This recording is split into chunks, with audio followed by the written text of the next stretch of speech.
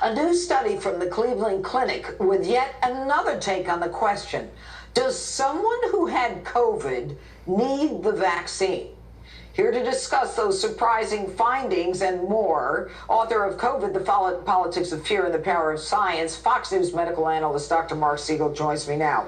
All right, doctor, I am reading from this study from the Cleveland Clinic that calls into question the necessity to vaccinate those who have already had COVID.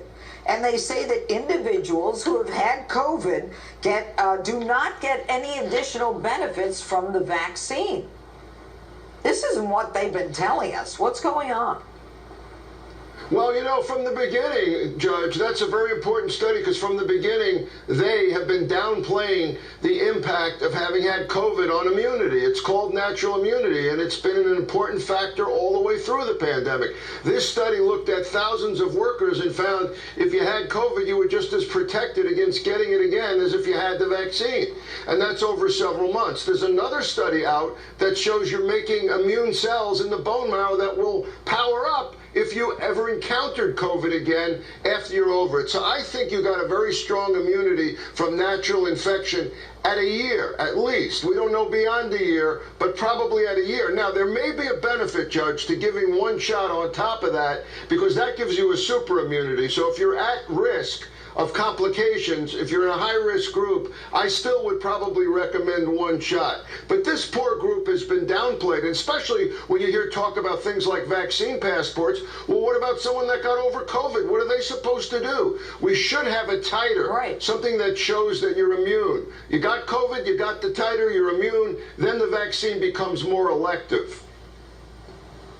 Right. Well, okay, so you have COVID. Let's say you took the first vaccine. To some people, that's not going to be enough. Although, you know, if you live in Florida, I mean, they don't want a vaccine. But, you know, there are going to be places, and maybe you can tell me, that are going to require a vaccine passport. What do you know so far of places that are going to require that? Well, a lot of businesses are talking about that. Schools are talking about that. Certain hospitals are talking about that, but the one place that I'm pretty sympathetic about it is hospitals. Because look, if hospitals, if doctors and nurses aren't going to take the vaccine, how can you possibly demand that an 11 or 12-year-old take it? It's hypocritical. Now, I think we already made a good point, which is, again, people that are getting over COVID, especially if you've had the antibody treatments, by the way, you don't want to get the vaccine right away. I don't give the vaccine right away. I wait several weeks before I would give the vaccine to someone who has had COVID.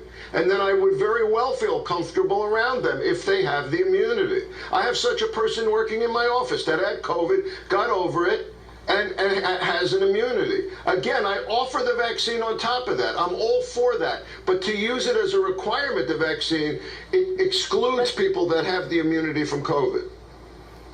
But, you know, what's out there so far is you hear from so many people that they have these bad reactions, you know, to a vaccine. My sister had the vaccine. She never had a problem. And all of a sudden her heart started beating quickly. She goes to the doctor and he says, you have AFib.